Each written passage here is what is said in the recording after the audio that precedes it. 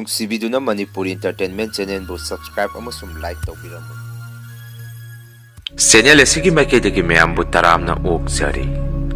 ꯉꯁꯤꯁꯨ ꯃꯍꯧꯁꯥꯒꯨꯝ ꯅꯨꯡꯁꯤꯖꯔꯕ ꯑꯩꯒꯤ ꯁꯕꯁꯀ꯭ꯔꯥꯏꯕꯔꯁꯤꯡꯅ ꯍꯥꯞꯄꯤꯔꯛꯄ ꯑꯁꯦꯡꯕ ꯊꯣꯛꯈꯤꯕ ꯇꯥꯕꯗ ꯀꯤꯔꯕ ꯋꯥꯔꯤ ꯑꯃ ꯃꯌꯥꯝꯗ ꯈꯨꯗꯣꯟ ꯇꯝꯖꯒꯦ꯫ ꯋꯥꯔꯤ ꯑꯁꯤꯕꯨ ꯂꯥꯟꯊꯣꯛꯆꯈꯤꯕ ꯃꯇꯝꯗ ꯁꯣꯏꯈꯤ ꯂꯥꯟꯈꯤꯕ ꯌꯥꯎꯔꯕꯁꯨ ꯃꯌꯥꯝꯗ ꯉꯥꯛꯄꯤꯅꯕ ꯍꯥꯏꯖꯔꯤ꯫ ꯐꯔꯦ ꯑꯗꯨꯗꯤ ꯃꯌꯥꯝ ꯋꯥꯔꯤ ꯑꯁꯤ ꯍꯧꯅꯕ ꯇꯧꯖꯔꯒꯦ꯫ ꯑꯩꯒꯤ ꯃꯤꯡ ꯊꯧꯉꯝꯕ ꯀꯧꯖꯩ꯫ ꯑꯩ ꯏꯁꯥꯒꯤ ꯆꯍꯤꯅ ꯲꯲ ꯁꯨꯖꯔꯦ꯫ ꯊꯧꯗꯣꯛꯁꯦ ꯑꯩꯅ ꯇ꯭ꯔꯦꯅꯤꯡ ꯇꯧꯐꯝ ꯃꯐꯝ ꯑꯃꯗ ꯊꯦꯡꯅꯈꯤꯕ ꯊꯧꯗꯣꯛ ꯑꯃꯒꯤ ꯋꯥꯔꯤꯅꯤ꯫ ꯑꯩꯈꯣꯏꯅ ꯇ꯭ꯔꯦꯅꯤꯡ ꯇꯧꯒꯗꯕ ꯃꯐꯝ ꯖꯒꯥꯁꯨ ꯆꯤꯡꯈꯣꯡ ꯄꯥꯠ ꯉꯥꯛꯇ ꯂꯩꯕ ꯃꯐꯝ ꯖꯒꯥ ꯑꯃꯅꯤ꯫ ꯃꯐꯝ ꯖꯒꯥꯗꯨ ꯍꯦꯛ ꯌꯧꯔꯛꯄꯗꯁꯨ ꯑꯩꯒꯤ ꯏꯁꯥꯗ ꯀꯔꯤꯒꯨꯝꯕ ꯁꯥꯅꯤꯜ ꯑꯃ ꯐꯪꯈꯤ꯫ ꯍꯥꯏꯕꯗꯤ ꯋꯥꯈꯟꯗ ꯃꯐꯝ ꯑꯗꯨ ꯂꯥꯏꯔꯝ ꯇꯤꯜꯂꯝ ꯈꯔ ꯀꯟꯕ, ꯂꯩꯕꯗ ꯈꯤꯇꯪ ꯈꯨꯗꯣꯡ ꯆꯥꯔꯣꯏꯗꯕ ꯃꯐꯝ ꯃꯥꯜꯂꯝꯃꯤ꯫ ꯃꯐꯝ ꯖꯒꯥ ꯑꯀꯣꯏꯕꯗꯨꯁꯨ ꯃꯤ ꯀꯌꯥ ꯏꯇꯥ ꯇꯥꯔꯝꯗꯦ꯫ ꯑꯗꯨꯕꯨ ꯄꯤꯛꯇꯛꯅ ꯅꯥꯀꯟꯗ ꯃꯩꯇꯩꯒꯤ ꯈꯨꯟ ꯃꯆꯥ ꯑꯃꯗꯤ ꯇꯥꯔꯝꯃꯤ꯫ ꯑꯩꯈꯣꯏꯅ ꯇ꯭ꯔꯦꯅꯤꯡ ꯍꯧꯒꯗꯕ ꯃꯐꯝ ꯖꯒꯥ ꯑꯁꯤꯅ ꯑꯃꯨꯛ ꯂꯝꯕꯦꯟ ꯃꯇꯥꯏ ꯀꯝꯃꯨꯅꯤꯇꯤ ꯍꯣꯜ ꯑꯃꯗ ꯑꯣꯏꯔꯝꯃꯤ꯫ ꯃꯐꯝ ꯖꯒꯥꯁꯤ ꯄꯨꯆꯤꯛ ꯆꯤꯛꯏ, ꯃꯤꯁꯨ ꯀꯌꯥ ꯇꯥꯗꯕꯅ ꯃꯔꯝ ꯑꯣꯏꯔꯒ ꯑꯩꯈꯣꯏꯅ ꯇ꯭ꯔꯦꯅꯤꯡ ꯇꯧꯐꯝ ꯑꯣꯏꯒꯗꯕ ꯀꯝꯃꯨꯅꯤꯇꯤ ꯍꯣꯜ ꯑꯁꯤꯒꯤ ꯍꯦꯛ ꯅꯥꯀꯟꯗꯅ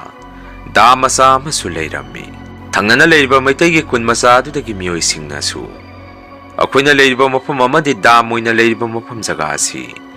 ꯂꯥꯏꯐꯝ ꯈ꯭ꯋꯥꯏꯗꯒꯤ ꯀꯟꯕ ꯃꯄꯥꯅꯤ꯫ ꯃꯗꯨꯅ ꯑꯩꯈꯣꯏꯅ ꯂꯩꯕ ꯃꯇꯝꯗꯁꯨ ꯆꯦꯛꯁꯤꯟꯅ ꯂꯩꯅꯕ ꯈꯨꯟꯖꯥꯁꯤꯡꯅꯁꯨ ꯑꯩꯈꯣꯏꯗ ꯇꯠꯇꯅ ꯍꯥꯏꯕꯤꯔꯝꯃꯤ꯫ ꯋꯥꯐꯝ ꯑꯗꯨꯗ ꯑꯩꯈꯣꯏꯁꯨ ꯂꯥꯛꯄꯗ ꯉꯥꯏꯔꯤꯕꯅꯤꯅ ꯇꯥꯕꯗꯃꯛ ꯇꯥꯔꯒ ꯀꯌꯥ ꯍꯛꯅꯗꯤ ꯈꯟꯖꯜꯂꯨꯗꯦ꯫ ꯏꯃꯥꯟꯅꯕ ꯑꯃꯅꯁꯨ ꯑꯩꯉꯣꯟꯗ ꯑꯁꯨꯝꯅ ꯍꯪꯉꯛꯈꯤ, "ꯊꯧꯉꯝꯕ, ꯑꯩꯈꯣꯏꯅ ꯇ꯭ꯔꯦꯅꯤꯡ ꯇꯧꯒꯗꯕ ꯃꯐꯝ ꯖꯒꯥ ꯑꯁꯤ ꯂꯥꯏꯐꯝ ꯈꯔ ꯀꯜꯂꯤ ꯍꯥꯏꯅꯔꯤꯁꯤꯕꯨ ꯀꯝꯗꯧꯔꯤꯕꯖꯥꯠꯅꯣ?" ꯑꯩꯗꯤ ꯈꯟꯖꯜꯂꯨꯔꯒ ꯀꯤꯕꯨ ꯀꯤꯔꯛꯑꯦ ꯚꯥꯏ ꯍꯥꯏꯔꯛꯈꯤ꯫ ꯑꯩꯅ ꯑꯃꯨꯛ "ꯏꯇꯥꯎ ꯀꯌꯥ ꯊꯣꯏꯗꯣꯛꯅꯁꯨ ꯈꯟꯖꯜꯂꯨꯅꯨꯗ. ꯑꯩꯈꯣꯏꯅ ꯂꯩꯔꯤꯕ ꯂꯝꯁꯦ ꯂꯥꯏꯔꯩꯕꯥꯛꯅꯤ ꯚꯥꯏ꯫ ꯃꯐꯝ ꯈꯨꯗꯤꯡ ꯂꯝ ꯈꯨꯗꯤꯡ ꯖꯒꯥ ꯖꯒꯥꯗꯨꯕꯨ ꯉꯥꯛꯄꯤ ꯁꯦꯟꯕꯤꯕ ꯏꯁꯣꯔ ꯑꯃꯗꯤ ꯁꯣꯏꯗꯅ ꯂꯩꯔꯝꯒꯅꯤ꯫ ꯃꯗꯨꯗ ꯃꯆꯥ ꯃꯅꯥꯏ ꯑꯣꯏꯔꯤꯕ ꯑꯩꯈꯣꯏꯅ ꯃꯐꯝ ꯑꯁꯤꯒꯤ ꯆꯠꯅꯕꯤ ꯋꯥꯡꯃꯗ ꯊꯕꯛ ꯇꯧꯕꯤꯔꯨꯗ꯭ꯔꯒ ꯂꯣꯏꯔꯦ꯫ ꯑꯗꯨꯅ ꯚꯥꯏ, ꯑꯩꯗꯤ ꯃꯐꯝ ꯑꯁꯤꯗ ꯂꯩꯖꯔꯕꯁꯨ ꯌꯨꯝꯒꯤ ꯏꯁꯣꯔꯗꯤ ꯊꯃꯣꯏꯅꯨꯡ ꯑꯁꯤꯗ ꯑꯗꯨꯝ ꯆꯦꯠꯅ ꯅꯤꯡꯖꯩ꯫ ꯃꯐꯝ ꯑꯁꯤꯒꯤ ꯏꯁꯣꯔꯕꯨꯁꯨ ꯑꯗꯨꯝ ꯊꯃꯣꯏꯗ ꯅꯤꯡꯂꯤ꯫ ꯑꯩꯈꯣꯏ ꯀꯔꯤꯁꯨ ꯇꯧꯔꯣꯏ ꯚꯥꯏ, ꯃꯗꯨꯒꯤ ꯃꯍꯨꯠ ꯇ꯭ꯔꯦꯅꯤꯡ ꯑꯁꯤꯗ ꯑꯩꯈꯣꯏ ꯄꯨꯟꯅ ꯃꯥꯏ ꯑꯣꯟꯁꯤꯟꯁꯤ꯫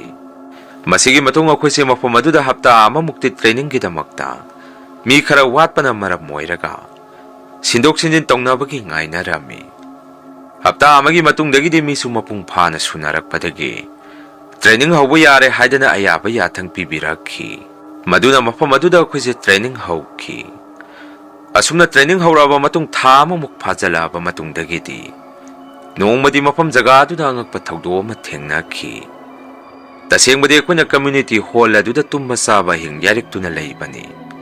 ꯑꯩꯈꯣꯏꯒꯤ ꯇ꯭ꯔꯦꯅꯤꯡꯁꯤꯅ ꯃꯐꯝ ꯑꯗꯨꯗꯒꯤ ꯈꯤꯇꯪ ꯆꯠꯂꯒ ꯂꯩꯕ ꯂꯝꯄꯥꯛ ꯑꯃꯗ ꯇ꯭ꯔꯦꯅꯤꯡꯁꯤ ꯄꯥꯡꯊꯣꯛꯄꯅꯤ꯫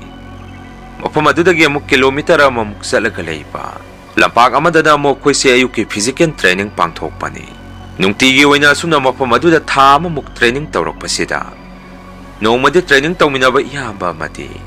ꯃꯥꯒꯤ ꯃꯈꯣꯡ ꯑꯅꯤꯃꯛꯁꯦ ꯑꯉꯛꯄ ꯃꯇꯧ ꯑꯃꯗ ꯂꯤꯂꯕꯣꯞ ꯇꯧꯅ ꯕꯨꯞ ꯕꯨꯞ ꯂꯥꯎꯅ ꯆꯥꯎꯅ ꯄꯣꯡꯈꯠꯂꯛꯇꯨꯅ ꯌꯥꯝꯅ ꯍꯒꯖꯕ ꯆꯤꯛꯄ ꯅꯥꯕ ꯀꯌꯥꯁꯤ ꯍꯧꯔꯛꯈꯤ꯫ ꯇꯧꯕꯇꯕꯨ ꯃꯐꯝ ꯑꯗꯨꯗ ꯗꯣꯛꯇꯔ ꯍꯣꯁꯄꯤꯇꯥꯜꯁꯨ ꯂꯥꯞꯅ ꯂꯩꯕꯅ ꯃꯔꯝ ꯑꯣꯏꯔꯒ ꯏꯌꯥꯝꯕꯒꯤ ꯑꯅꯥꯕꯁꯤ ꯃꯇꯝ ꯈꯔꯗꯤ ꯃꯥꯁꯨ ꯋꯥꯅ ꯈꯥꯡꯈꯤ꯫ ꯇ꯭ꯔꯦꯅꯤꯡꯁꯨ ꯌꯥꯎꯕ ꯉꯝꯃꯝꯈꯤꯗꯦ ꯏꯌꯥꯝꯕꯁꯤ ꯅꯥꯕ ꯍꯧꯔꯛꯄꯗꯒꯤ꯫ ꯑꯩꯈꯣꯏ ꯃꯌꯥꯝꯅꯁꯨ ꯏꯌꯥꯝꯕ ꯑꯗꯨꯒꯤ ꯃꯇꯧꯗꯨ ꯎꯕꯗ ꯌꯥꯝꯅ ꯅꯨꯡꯉꯥꯏꯕꯤꯔꯝꯗꯦ꯫ ꯀꯣꯟꯅꯗꯤ ꯑꯩꯈꯣꯏ ꯃꯌꯥꯝꯕꯨ ꯇ꯭ꯔꯦꯅꯤꯡ ꯂꯧꯔꯤꯕ ꯁꯥꯔ ꯑꯗꯨꯅ ꯊꯪꯅꯅ ꯂꯩꯔꯤꯕ ꯈꯨꯜ ꯑꯗꯨꯗꯒꯤ ꯂꯥꯏꯇꯤꯟꯒꯤ ꯃꯔꯝꯗ ꯈꯔ ꯈꯪꯕ ꯑꯍꯜ ꯑꯃꯗ ꯍꯧꯖꯤꯛꯀꯤ ꯏꯌꯥꯝꯕꯒꯤ ꯂꯥꯏꯑꯣꯡꯁꯤ ꯌꯦꯡꯍꯜꯂꯝꯃꯤ꯫ ꯃꯇꯝ ꯑꯗꯨꯗ ꯑꯍꯜ ꯑꯗꯨꯅ ꯑꯁꯨꯝꯅ ꯍꯥꯏꯔꯛꯈꯤ, "ꯃꯥꯒꯤꯁꯤꯗꯤ ꯏꯕꯨꯙꯧ ꯋꯥꯡꯕ꯭ꯔꯦꯟꯒꯤ ꯍꯔꯥꯎ ꯅꯨꯡꯉꯥꯏꯅ ꯁꯥꯐꯣꯡꯂꯤꯉꯩ ꯃꯇꯝꯗ ꯑꯉꯥꯡ ꯑꯁꯤꯅ ꯃꯐꯝ ꯖꯒꯥ ꯌꯦꯡꯍꯧꯔꯨꯗꯕꯗꯒꯤ ꯈꯪꯍꯧꯗꯕꯗꯒꯤ ꯃꯄꯥꯟ ꯊꯣꯛꯆꯜꯂꯨꯕꯗꯒꯤ ꯑꯣꯏꯔꯛꯄꯅꯤ꯫ ꯂꯥꯏ ꯈꯨꯔꯝ ꯊꯣꯛꯁꯦ ꯍꯥꯏꯔꯛꯄꯗꯒꯤ ꯑꯍꯜ ꯑꯗꯨꯅ ꯑꯩꯈꯣꯏꯅ ꯂꯩꯔꯤꯕ ꯃꯐꯝ ꯖꯒꯥ ꯑꯗꯨꯋꯥꯏꯗ ꯂꯥꯏ ꯈꯣꯏꯔꯝꯕꯤꯔꯝꯃꯤ꯫ ꯂꯨꯔꯤꯕꯗꯤ ꯑꯩꯈꯣꯏ ꯃꯌꯥꯝꯒꯤ ꯇꯣꯏꯂꯦꯠ ꯇꯧꯐꯝ ꯑꯣꯏꯔꯝꯂꯤꯕ ꯃꯐꯝ ꯖꯒꯥ ꯑꯗꯨꯁꯨ ꯂꯥꯏꯔꯝ ꯃꯄꯥ ꯑꯣꯏꯔꯝꯕꯗꯒꯤ ꯑꯊꯨꯕꯗ ꯑꯩꯈꯣꯏ ꯃꯌꯥꯝ ꯆꯪꯗꯅ ꯇꯣꯏꯂꯦꯠ ꯇꯧꯐꯝ ꯑꯗꯨ ꯃꯐꯝ ꯖꯒꯥ ꯑꯃꯗ ꯅꯧꯅ ꯑꯃꯨꯛ ꯍꯣꯡꯗꯣꯛꯑꯝꯃꯤ꯫ ꯐꯅ ꯑꯗꯨꯝꯅ ꯂꯥꯏꯇꯤꯟ ꯈꯣꯏꯔꯝꯈ꯭ꯔꯕꯁꯨ ꯏꯁꯣꯔ ꯑꯗꯨꯕꯨ ꯑꯣꯛꯅ ꯊꯦꯡꯅꯔꯨꯔꯤꯕ ꯏꯌꯥꯝꯕ ꯑꯗꯨꯁꯨ ꯀꯌꯥ ꯏꯐ ꯐꯒꯠꯂꯛꯇꯕꯗꯒꯤ ꯃꯥꯁꯨ ꯌꯥꯝꯅ ꯅꯨꯡꯉꯥꯏꯇꯅ ꯃꯈꯣꯡ ꯑꯅꯤꯗꯨ ꯆꯠꯄ ꯊꯥꯡꯕ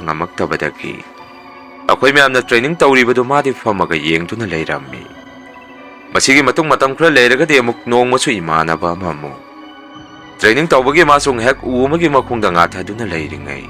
yamna kanna laurakhi akhoi myam chu kaidarobano haidana chenchalaga yengupa matamdadi imanaba aduna sumna hairakhi aigi samanungda kakchengumba amana yamna kanna si ai nabada khangba ngamdre haidana kochen sielaga magi furit adu lokthorakhi madude imanaba adugi masa manung magi hakchang adu makup sauraga ngaksang ngangduna dakpong kaya ama leirammi laibak phabadagi imanaba adudi nongnani muk leiramlaga magi masadu tamna pharakhi ngaglibadi magi disutti na kangna si ibra natraga kari tawkhibagi no haibisi chapchaba khangamde masida natana amukso khoina training tawriba mafam jaga adudagi kitang chalaga pungdon panbi amasu haurammi madugi pungdon panbi adudagi koi training tawriba mioi chamaga Yangkai muksina awaba pothabo ina pungdon hek tuna sarammi pungdon panbi makong adai waida su karino khangdaba laifam so haipet manbagum tawbo wachet mayam amana samban noina managadai da koiselaga leiba jaga ama leirammi matamduda koisu mafam jaga du laifam tinfam jaga ni haibasi wakhandadi kaya thoidokna khanjaludi maramdi mafam jaga du da samaroi gumba su panbi ama niga dum hawi Konadi mafam jaga du su laifam khwaidagi kanba mafam jaga wairammi masisu matau karamna khangake haibada mafam aduda leiriba khoi pulap puna khoi khongsing asi ising halaga pokthokpa saudokpa matau kya se tawrakpadagi kona khangapani ahamadi de khoisu training tawbagi sum khungup tongaga leibagi matau adumna tawri bazara khalammi adubo saramane imanaba amagi khungup lakthorakpada uhobadagi nangido kyang kuire tawba hangakpadagi kona laiten khoram thokkibadagi phakhi asumna mafam aduda leirakpada lairam kanba jaga oibadagi akhoi awaba kharadi mayoknarami hakchang sida maram chadana pomba tangba haurakpa isa sagatpa mangha nungaitapa matau kya se thengnarami akhoi gi training se su nongmada ahumlak pangthoami masida natana wari kya masu leikhre akhoi gi training tawriba sida nupi su yawi nongmade ahing nongya yamada makhoi nupi ani kha ikhang khangawdana lai tongkhalakpadagi akhoi ga thangnana leiriba ka adomdagi law khongba tawduna mapanda chenthokhi mayam so ahing aduna adumna tawrakpadagi mapanda chenthoknarami aduga nupi ani du tanarami nak leiragadi commander sana nupi ani du seibangang batawraga makhoi gi ka da tansanki masigi matung akhoi na mafam aduda training tawrakpa thani mapung chapchana pharakadaba numin ini mukwalingai matamasi da su angak pathawdok khara su thengnakhi haibade khoi gi training se thani chupna pangthok kadawribani hani gi toilet of home je su laifong kanba mafam ngak to oibanina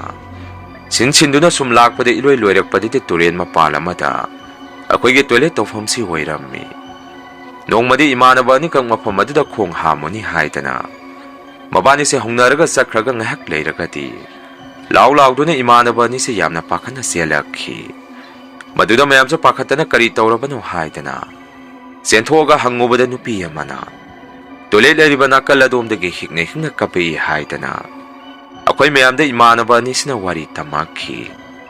sarhoina suna khoi gido asengbara natraga nabani gi bhapna sagaliro hangammi maduda imanaba ni dusu kirup asengmani sar haidana khumakhi numituge hingdu so khoi nupa singsi mahausagum pareng makhada tharaga tumammi maduda khoi myam senabagi leiriba saramana nukti numit khudingi tumam dai mi masing thibagum numitu so khoi myam na tumi badu to slide ma pairaga akhoi gi maida kapselaga mi masing thirammi mi subra haidana aduba numitu de angakpani saraduna khoi myam si masing sum thirakpada mi ama sum helammi saraduna mukasu hanjan thirakpada su miyoyama mafam aduda sum helammi kona de khoi myam na tummi bedugi matai thang badu saraduna miyoy adugi mamaida tosline kapsalubada angakpani miyoy adu mamit mamai ngarang angkhalaptuna akiba sakpham amada saraduda munna yengakhi hai saradu su mataw adu urubadagi masada yamna pakhatpa mataw amada yamna phingna sida karino ma leire haidana akhoi myam tanaba laurakhi adumna tawrakpadagi akhoi myam su phuk laungna haubanaraga Saradu kari tawraki hangammi maduda saraduna matai thangi base mukta yengu hairakhi akhoi myamna muk saradu sar ꯑꯩꯈꯣꯏ ꯂꯣꯏꯅ ꯍꯧꯒꯠꯂꯁꯤꯗꯤ ꯀꯅꯥꯁꯨ ꯂꯩꯇꯦ ꯁꯤꯗꯗꯤ ꯍꯥꯏꯔꯝꯃꯤ꯫ ꯅꯨꯃꯤꯠꯇꯣ ꯁꯥꯔꯗꯨꯒꯤ ꯃꯃꯤꯠꯇ ꯀꯔꯤꯒꯨꯝꯕ ꯑꯀꯤꯕ ꯄꯣꯠꯁꯛ ꯑꯃꯗꯤ ꯁꯥꯔ ꯑꯗꯨꯅ ꯎꯈ꯭ꯔꯦ ꯍꯥꯏꯕꯁꯦ ꯑꯩꯈꯣꯏ ꯃꯌꯥꯝꯅꯁꯨ ꯈꯪꯉꯝꯃꯤ꯫ ꯁꯥꯔ ꯑꯗꯨꯁꯨ ꯑꯀꯣꯏꯕꯗ ꯃꯨꯟꯅ ꯃꯨꯟꯅ ꯌꯦꯡꯉꯝꯃꯒ ꯃꯄꯥꯟꯗ ꯃꯀꯣꯛ ꯍꯣꯠꯂꯒ ꯊꯣꯛꯈꯤ꯫ ꯅꯨꯃꯤꯠꯇꯣ ꯑꯩꯈꯣꯏꯁꯨ ꯃꯤ ꯐꯅ ꯌꯥꯝꯖꯔꯕꯁꯨ ꯏꯁꯥ ꯏꯁꯥꯗ ꯑꯀꯤꯕ ꯑꯃꯃꯝꯗꯤ ꯑꯗꯨꯝ ꯄꯣꯛꯅꯔꯝꯃꯤ꯫ ꯉꯥꯏꯍꯥꯛ ꯂꯩꯔꯒꯗꯤ ꯑꯃꯨꯛ ꯁꯥꯔ ꯑꯗꯨꯅ ꯑꯩꯈꯣꯏꯁꯤ ꯃꯄꯥꯟꯗ ꯄꯨꯟꯅ ꯀꯧꯊꯣꯛꯑꯝꯃꯤ꯫ ꯑꯗꯨꯒ ꯑꯃꯨꯛ ꯃꯤ ꯃꯁꯤꯡ ꯊꯤꯔꯛꯄꯗꯗꯤ ꯍꯥꯟꯅꯒꯤ ꯃꯤ ꯃꯁꯤꯡ ꯑꯗꯨ ꯑꯃꯨꯛ ꯆꯞ ꯆꯥꯔꯝꯃꯤ꯫ ꯑꯁꯨꯝꯅ ꯑꯩꯈꯣꯏꯒꯤ ꯇ꯭ꯔꯦꯅꯤꯡꯁꯤ ꯃꯐꯝ ꯑꯗꯨꯗ ꯑꯉꯛꯄ ꯃꯑꯣꯡ ꯃꯇꯧ ꯀꯌꯥ ꯑꯃꯒ ꯂꯣꯏꯅꯅ ꯃꯐꯝ ꯑꯗꯨꯗ ꯂꯣꯏꯁꯤꯟꯈꯤ꯫ ꯇ꯭ꯔꯦꯅꯤꯡ ꯍꯦꯛ ꯂꯣꯏꯕꯒ ꯑꯩꯈꯣꯏꯁꯤ ꯃꯐꯝ ꯖꯒꯥ ꯑꯃꯗ ꯑꯃꯨꯛ ꯄꯣꯁꯇꯤꯡ ꯂꯥꯛꯈꯤ꯫ ꯋꯥꯔꯤꯁꯤ ꯃꯔꯛ ꯊꯠꯅ ꯋꯥꯐꯝ ꯑꯃꯠꯇ ꯃꯗꯨꯗꯤ ꯏꯅꯥꯎ ꯑꯁꯤꯅ ꯋꯥꯔꯤꯁꯦ ꯍꯥꯞꯄꯤꯔꯛꯄ ꯃꯇꯝꯗꯗꯤ ꯂꯝ ꯃꯃꯤꯡꯁꯤꯡ ꯑꯁꯤ ꯃꯌꯦꯛ ꯁꯦꯡꯅ ꯍꯥꯞꯄꯤꯔꯛꯄꯅꯤ꯫ ꯑꯗꯨꯕꯨ ꯄꯥꯊꯣꯛꯆꯔꯤꯕ ꯆꯦꯅꯦꯜ ꯑꯁꯤꯅꯗꯤ ꯂꯝ ꯃꯃꯤꯡꯁꯤꯡ ꯑꯗꯨ ꯍꯥꯞꯆꯗ꯭ꯔꯦ꯫ ꯃꯁꯤ ꯆꯦꯅꯦꯜ ꯑꯁꯤꯒꯤ ꯑꯣꯏꯅꯁꯨ ꯈꯤꯇꯪ ꯅꯨꯡꯉꯥꯏꯖꯗꯕꯅ ꯃꯔꯝ ꯑꯣꯏꯔꯒ ꯂꯝ ꯃꯃꯤꯡꯁꯤꯡ ꯑꯗꯨ ꯄꯟꯖꯗ꯭ꯔꯦ꯫ ꯋꯥꯔꯤ ꯃꯈꯥ ꯇꯥꯔꯛꯄ ꯑꯣꯏꯅ ꯑꯁꯨꯝꯅ ꯑꯩꯈꯣꯏꯁꯦ ꯄꯣꯁꯇꯤꯡ ꯊꯥꯔꯤꯕ ꯃꯐꯝ ꯑꯗꯨꯗ ꯂꯩꯔꯒ ꯈꯔ ꯁꯥꯐꯒꯗ꯭ꯔꯥ ꯈꯜꯂꯨꯔꯒ ꯃꯐꯝꯗꯨꯁꯨ ꯍꯥꯟꯅ ꯇ꯭ꯔꯦꯅꯤꯡ ꯇꯧꯔꯛꯈꯤꯕ ꯃꯐꯝ ꯑꯗꯨꯒ ꯑꯗꯨꯃꯛ ꯍꯥꯃꯨ ꯇꯥꯔꯝꯃꯤ꯫ ꯃꯐꯝ ꯑꯗꯨꯕꯨ ꯂꯝ ꯑꯗꯨꯕꯨ ꯈꯪꯕ ꯃꯤꯑꯣꯏꯁꯤꯡꯅꯁꯨ ꯑꯩꯉꯣꯟꯗ ꯃꯐꯝ ꯑꯗꯨꯗ ꯑꯩꯅ ꯂꯩꯕꯗ ꯆꯦꯛꯁꯤꯟꯅ ꯂꯩꯌꯨ, ꯂꯩꯐꯝ ꯌꯥꯝꯅ ꯀꯟꯕ ꯂꯨꯕ ꯖꯒꯥꯅꯤ ꯍꯥꯏꯕꯤꯔꯛꯈꯤ꯫ ꯅꯨꯃꯤꯠꯇꯣ ꯑꯩꯁꯨ ꯃꯐꯝ ꯑꯗꯨꯗ ꯗ꯭ꯌꯨꯇꯤ ꯇꯥꯔꯝꯃꯤ꯫ ꯑꯍꯤꯡꯒꯤ ꯄꯨꯡ 1 ꯄꯨꯡ 2 ꯐꯥꯎ ꯗ꯭ꯌꯨꯇꯤ ꯇꯧꯗꯨꯅ ꯂꯩ꯫ ꯖꯒꯥꯗꯣ ꯆꯤꯡ ꯑꯣꯏꯔꯒꯁꯨ ꯌꯥꯝꯅ ꯉꯝꯕ ꯑꯋꯥꯡꯕ ꯃꯐꯝꯗꯤ ꯅꯠꯇꯦ꯫ ꯈꯔ ꯀꯣꯛꯄ ꯆꯤꯡꯃꯥꯏ ꯃꯆꯥ ꯑꯃꯗ ꯂꯩꯔꯝꯃꯤ ꯑꯩꯁꯤ꯫ ꯑꯍꯤꯡꯒ ꯑꯣꯏꯔꯦ, ꯃꯊꯛ ꯑꯗꯨꯗ ꯅꯨꯡꯁꯤꯠꯀ ꯇꯝꯅ ꯁꯤꯜꯂꯛꯄꯗꯨꯗ ꯑꯩꯁꯨ ꯏꯁꯥꯁꯦ ꯇꯝꯅ ꯃꯨꯟꯊꯔꯝꯃꯤ꯫ ꯃꯇꯝ ꯑꯗꯨꯗ ꯑꯩꯒꯤ ꯃꯤꯠꯇ ꯑꯃꯝꯕ ꯃꯔꯛ ꯑꯗꯨꯗ ꯃꯃꯤ ꯁꯥꯃꯤ ꯃꯤꯑꯣꯏ ꯑꯃ ꯆꯤꯡꯊꯛ ꯑꯗꯨꯗ ꯀꯥꯔꯝꯃꯒ ꯑꯩꯉꯣꯟꯗ ꯃꯨꯟꯅ ꯌꯦꯡꯉꯝꯃꯒ ꯀꯨꯝꯊꯈꯤꯕꯒꯤ ꯃꯑꯣꯡ ꯃꯇꯧ ꯑꯃ ꯃꯐꯝ ꯑꯗꯨꯗ ꯑꯩꯅ ꯎꯔꯛꯈꯤ꯫ ꯑꯩꯁꯨ ꯑꯩꯈꯣꯏ ꯇꯤꯝ ꯑꯣꯏꯔꯕꯣꯏ ꯅꯤꯡꯗꯨꯅ ꯃꯐꯝ ꯑꯗꯨꯗ ꯂꯦꯡꯗꯅ ꯑꯩꯁꯨ ꯑꯗꯨꯃꯛ ꯂꯩꯔꯝꯃꯤ꯫ ꯉꯥꯏꯍꯥꯛ ꯂꯩꯔꯒ ꯑꯃꯨꯛꯀꯁꯨ ꯃꯤꯑꯣꯏ ꯑꯃ ꯍꯥꯏꯐꯦꯠ ꯑꯉꯝꯕꯗꯨꯗ ꯀꯥꯈꯠꯂꯝꯃꯒ ꯑꯩꯉꯣꯟꯗ ꯑꯃꯨꯛꯀꯁꯨ ꯍꯦꯛ ꯌꯦꯡꯉꯝꯃꯒ ꯄ꯭ꯔꯞ ꯑꯃꯨꯛ ꯍꯦꯛꯇ ꯀꯨꯝꯊꯈꯤ꯫ ꯍꯟꯗꯛꯇꯤ ꯑꯩꯁꯨ ꯃꯁꯤꯕꯨ ꯀꯅꯥ ꯑꯣꯏꯕꯖꯥꯠꯅꯣ ꯍꯥꯏꯗꯅ ꯐꯨꯛ ꯂꯥꯎꯅ ꯍꯧꯒꯠꯂꯒ ꯃꯅꯥꯒꯗꯥꯏꯗ ꯆꯪꯁꯤꯜꯂꯨꯕꯗꯗꯤ ꯃꯤꯑꯣꯏ ꯀꯅꯥꯁꯨ ꯂꯩꯔꯝꯗꯦ꯫ ꯆꯦꯔꯛ ꯑꯗꯨꯗ ꯑꯀꯤꯕ ꯃꯇꯧꯅꯤ ꯍꯧꯖꯤꯛꯋꯥꯏꯗ ꯑꯩꯅ ꯉꯥꯏꯍꯥꯛ ꯉꯥꯊꯔꯒ ꯐꯝꯃꯝꯕ ꯎꯆꯥꯟ ꯄꯥꯟꯕꯤ ꯃꯈꯣꯡ ꯑꯗꯨꯗꯒꯤ ꯃꯤ ꯑꯃꯅ ꯈꯧꯗꯦꯝꯃꯛꯄꯗꯧꯅ ꯂꯣꯛ ꯈꯨꯔꯛꯄ ꯃꯈꯣꯜ ꯑꯃ ꯑꯩꯅ ꯇꯥꯔꯛꯈꯤ꯫ ꯑꯩꯁꯨ ꯇꯨꯡꯁꯠ ꯂꯩꯊꯣꯛꯑꯒ ꯌꯦꯡꯉꯝꯃꯤ꯫ ꯃꯗꯨꯁꯨ ꯃꯤꯑꯣꯏ ꯀꯅꯥꯁꯨ ꯂꯩꯕ ꯎꯔꯝꯗꯦ꯫ ꯉꯥꯏꯍꯥꯛꯇꯨꯗ ꯑꯩꯁꯨ ꯏꯁꯥꯗ ꯁ꯭ꯋꯥꯏ ꯂꯥꯎꯈꯤ꯫ ꯋꯥꯈꯟꯗꯁꯨ ꯃꯐꯝ ꯑꯁꯤꯕꯨ ꯀꯔꯤ ꯂꯩꯕꯖꯥꯠꯅꯣ? ꯃꯤꯒ ꯁꯤꯈꯤꯕꯒ ꯌꯥꯎꯕꯖꯥꯔꯥ? ꯅꯠꯇ꯭ꯔꯒ ꯃꯃꯥꯡꯗ ꯃꯐꯝ ꯑꯁꯤꯗ ꯗ꯭ꯌꯨꯇꯤ ꯇꯥꯔꯝꯕ ꯃꯤꯑꯣꯏꯁꯤꯡ ꯑꯗꯨꯅꯁꯨ ꯑꯩꯗꯧꯅ ꯃꯈꯣꯏꯁꯨ ꯊꯦꯡꯅꯕꯖꯥꯔꯥ ꯋꯥꯈꯜ ꯇꯧꯔꯝꯃꯤ꯫ ꯉꯥꯏꯍꯥꯛ ꯑꯗꯨꯝꯅ ꯁꯨꯝ ꯋꯥꯈꯜ ꯇꯧꯔꯤꯉꯩ ꯃꯐꯝ ꯑꯗꯨꯗ ꯑꯩꯅ ꯗ꯭ꯌꯨꯇꯤ ꯇꯥꯕꯒꯤ ꯃꯇꯝꯁꯨ ꯂꯣꯏꯁꯤꯜꯂꯛꯄꯗꯒꯤ ꯑꯃꯨꯛ ꯃꯈꯥ ꯇꯥꯅ ꯃꯐꯝ ꯑꯗꯨꯗ ꯗ꯭ꯌꯨꯇꯤ ꯇꯧꯍꯧꯒꯗꯕ ꯏꯃꯥꯟꯅꯕ ꯑꯗꯨ ꯑꯃꯨꯛ ꯂꯥꯛꯈꯤ꯫ ꯏꯃꯥꯟꯅꯕ ꯑꯗꯨꯗꯁꯨ ꯑꯩꯅ ꯋꯥꯐꯝ ꯑꯁꯤ ꯍꯧꯗꯣꯛꯁꯤꯔ ꯅꯠꯇ꯭ꯔꯒ ꯍꯧꯗꯣꯛꯑꯒꯨꯝꯁꯤꯔ ꯈꯜꯂꯝꯃꯤ꯫ ꯃꯔꯝꯗꯤ ꯑꯩꯅ ꯋꯥꯐꯝ ꯑꯁꯤ ꯏꯃꯥꯟꯅꯕ ꯑꯗꯨꯗ ꯑꯃꯨꯛ ꯇꯝꯃꯨꯔꯕꯗꯤ ꯃꯥꯁꯨ ꯋꯥꯈꯟꯗ ꯑꯀꯤꯕ ꯄꯣꯛꯈꯤꯗ꯭ꯔꯥ ꯈꯟꯗꯨꯅ ꯑꯩꯁꯨ ꯃꯉꯣꯟꯗ ꯀꯔꯤꯃꯠꯇ ꯐꯣꯡꯗꯣꯛꯑꯝꯗꯦ꯫ ꯅꯣꯡ ꯍꯦꯛ ꯉꯥꯜꯂꯛꯄꯒꯗꯤ ꯅꯨꯃꯤꯗꯥꯡ ꯑꯩꯒꯤ ꯇꯨꯡꯗ ꯗ꯭ꯌꯨꯇꯤ ꯇꯧꯍꯧꯕ ꯏꯃꯥꯟꯅꯕ ꯑꯗꯨꯁꯨ ꯃꯥꯁꯨ ꯑꯩꯗꯧꯅ ꯀꯔꯤꯒꯨꯝꯕ ꯈꯔ ꯊꯦꯡꯅꯔꯕ꯭ꯔꯥ ꯀꯔꯤꯅꯣ ꯑꯩꯈꯣꯏ ꯃꯌꯥꯝꯗ ꯃꯥꯗꯤ ꯋꯥꯔꯤ ꯂꯣꯏꯅ ꯁꯥꯗꯣꯔꯛꯈꯤ꯫ ꯑꯍꯤꯡ ꯑꯗꯨꯗ ꯑꯩꯉꯣꯟꯗ ꯇꯧꯔꯛꯈꯤꯕ ꯃꯇꯧ ꯑꯗꯨꯒ ꯃꯉꯣꯟꯗꯁꯨ ꯆꯞ ꯃꯥꯟꯅꯅ ꯇꯧꯔꯛꯏ ꯍꯥꯏꯗꯅ ꯋꯥꯔꯤ ꯇꯝꯃꯝꯃꯤ꯫ ꯃꯗꯨꯗ ꯑꯩꯁꯨ ꯑꯩꯅ ꯊꯦꯡꯅꯈꯤꯕ ꯊꯧꯗꯣꯛꯇꯨꯒꯤ ꯋꯥꯔꯤꯁꯤꯡ ꯑꯗꯨ ꯃꯌꯥꯝꯗ ꯇꯝꯗꯨꯅ ꯈꯪꯍꯜꯂꯝꯃꯤ꯫ ꯑꯁꯨꯝꯅ ꯗ꯭ꯌꯨꯇꯤ ꯇꯥꯐꯝ ꯃꯐꯝ ꯑꯗꯨꯗꯁꯨ ꯑꯀꯤꯕ ꯃꯇꯧ ꯀꯌꯥꯁꯤ ꯅꯨꯡꯇꯤꯒꯤ ꯑꯗꯨꯝ ꯊꯦꯡꯅꯔꯝꯃꯤ꯫ ꯅꯣꯡꯃꯁꯨ ꯑꯩꯈꯣꯏ ꯀꯥꯡꯕꯨꯁꯤ ꯆꯥꯛ ꯇꯣꯛꯄꯒꯤ ꯄꯨꯂꯞ ꯄꯨꯟꯅ ꯑꯩꯈꯣꯏꯁꯦ ꯉꯥꯏꯍꯥꯛ ꯏꯀꯣꯏ ꯀꯣꯏꯅ ꯃꯩ ꯇꯤꯛꯇꯨꯅ ꯂꯩꯔꯝꯃꯤ꯫ ꯃꯇꯝ ꯑꯗꯨꯗꯁꯨ ꯑꯉꯛꯄꯅꯤ, ꯃꯀꯨ ꯑꯃ ꯆꯤꯡꯊꯛ ꯑꯗꯣꯝꯗꯒꯤ ꯃꯤ ꯑꯃꯅ ꯅꯥꯍꯦꯕꯗꯧꯅ ꯈꯣꯡꯉꯛꯈꯤ꯫ ꯃꯀꯨ ꯈꯣꯡꯕꯒꯤ ꯑꯀꯤꯕ ꯈꯣꯟꯖꯦꯜ ꯃꯔꯛꯇꯨꯗꯁꯨ ꯆꯤꯡꯊꯛ ꯑꯗꯣꯝꯗ ꯃꯤ ꯑꯃ ꯍꯪꯒꯠ ꯍꯟꯗꯥ ꯀꯥꯈꯠꯈꯤꯕꯒꯤ ꯑꯀꯤꯕ ꯈꯣꯟꯖꯦꯜ ꯈꯔꯁꯨ ꯇꯥꯔꯛꯈꯤ꯫ ꯃꯁꯤꯗ ꯅꯠꯇꯅ ꯆꯤꯡꯊꯛ ꯑꯗꯣꯝꯗꯒꯤ ꯂꯩꯕꯥꯛꯀꯨꯝꯕ ꯅꯨꯡꯀꯨꯞꯀꯨꯝꯕ ꯈꯔꯁꯨ ꯃꯩ ꯇꯤꯛꯐꯝ ꯑꯗꯣꯝꯗ ꯀꯅꯥꯒꯨꯝꯕ ꯈꯔꯅ ꯂꯪꯁꯜꯂꯛꯄꯒꯨꯝ ꯃꯀꯨꯞ ꯆꯥꯏꯁꯤꯜꯂꯛꯈꯤ꯫ ꯃꯌꯥꯝꯅ ꯊꯣꯛꯑꯒ ꯌꯦꯡꯉꯨꯕ ꯃꯇꯝꯗꯁꯨ ꯃꯐꯝ ꯑꯗꯨꯗꯗꯤ ꯃꯤ ꯂꯩꯕꯒꯤ ꯃꯃꯤꯗꯤ ꯀꯅꯥꯅꯁꯨ ꯊꯦꯡꯅꯔꯝꯗꯦ꯫ ꯅꯨꯡꯇꯤ ꯈꯨꯗꯤꯡꯒꯤꯁꯨ ꯑꯩꯈꯣꯏꯒꯤ ꯀꯦꯝ ꯑꯗꯨꯗꯒꯤ ꯑꯀꯤꯕ ꯈꯣꯟꯖꯦꯜ ꯀꯌꯥ ꯑꯃ ꯇꯥꯔꯝꯃꯤ꯫ ꯆꯤꯡꯊꯛ ꯑꯗꯣꯝꯗꯒꯤ ꯃꯁꯛ ꯈꯪꯗꯕ ꯁꯥ ꯑꯃꯅ ꯑꯀꯤꯕ ꯈꯣꯟꯖꯦꯜꯗ ꯃꯐꯝ ꯑꯗꯨꯗꯒꯤ ꯍꯦꯛ ꯈꯣꯡꯉꯛꯈꯤ꯫ ꯃꯥꯒꯤ ꯈꯣꯟꯖꯦꯜꯁꯤꯁꯨ ꯍꯦꯛ ꯇꯥꯕꯗ ꯃꯤ ꯑꯃꯅ ꯌꯥꯝꯅ ꯋꯥꯅ ꯈꯣꯟꯖꯦꯜ ꯁꯤꯔꯞ ꯇꯧꯔꯒ ꯀꯞꯄꯒꯤ ꯈꯣꯟꯖꯦꯜꯒꯨꯝꯅ ꯃꯥꯏꯀꯩ ꯑꯗꯣꯝꯗꯒꯤ ꯇꯥꯔꯝꯃꯤ꯫ ꯑꯩꯈꯣꯏꯒꯤ ꯀꯦꯝꯗꯨꯒꯤ ꯍꯦꯛ ꯅꯥꯀꯟꯗꯅ ꯎꯃꯪ ꯑꯃ ꯂꯩꯔꯝꯃꯤ꯫ ꯃꯗꯨꯒꯤ ꯎꯃꯪ ꯑꯗꯣꯝꯗꯁꯨ ꯁꯤꯡ ꯈꯥꯏꯕ ꯎ ꯇꯨꯞꯄ ꯌꯥꯟꯕ ꯃꯈꯣꯟ ꯌꯥꯝꯅ ꯇꯥꯏ꯫ ꯌꯦꯡꯉꯨꯔꯒꯅ ꯃꯐꯝ ꯑꯗꯨꯁꯨ ꯃꯤꯁꯨ ꯑꯃꯠꯇ ꯂꯩꯔꯝꯗꯦ꯫ ꯎ ꯌꯥꯟꯕ ꯇꯨꯞꯄ ꯇꯧꯈꯤꯕꯒꯤ ꯃꯃꯤꯁꯨ ꯑꯃꯠꯇ ꯇꯥꯔꯝꯗꯦ꯫ Masigumba angakpa matau kaya sini thengnaribasi nakanda tariba maringe khunjasingnasu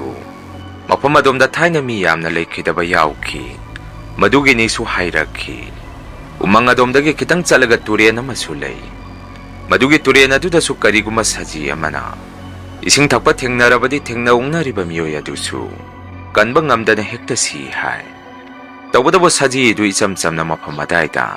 thoamaga mane ising thaktabi leramba thengnarabadi miyoy adu karisu tawde hai Kona ina wakan sumkhanda khanjaluba matamda khangakhi Manipur se lairibangni isorgi khubam maphamsi sing haiba leite tam haiba leite saluba maphamapam khudingda laitin haibasi miyoiba khoiga matam pumbada loinaraga lei haibasi masini meyam ngasigi rian horror story mathangi warida meyam punamuk thengnarasi masigidi meyamdagi kainanaba bidai lausari